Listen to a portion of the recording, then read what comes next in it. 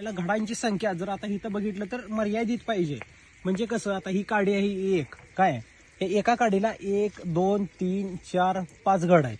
तर ही एवढे घड पेलतात का?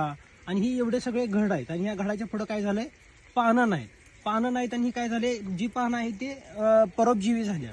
आणि ह्यो काय झालाय, माल इथं काय झालाय, लोळा पडलाय. इथं माल जर बघितला तर ह्याच्यात काहीच राहिलेलं नाही आणि हे काय झाल्या 4-4 मणी आहेत. हेच जर आपण जर योग्य नियोजन केलं, आता इथं जर बघितलं तर हे जर समजा 1-2 घड ठेवलं असतं आणि इथं जर व्यवस्थित सगळं घड आहेत आणि ही सगळी पानं काय आहेत, सूर्यप्रकाशात आहेत. ज्यावेळेला असं होत असतंय त्यावेळेला काय होतंय की आपला घड आणि माल ह्यो कसा असतो, एकदम टच आणि एकदम चांगल्या क्वालिटीचा होतोय.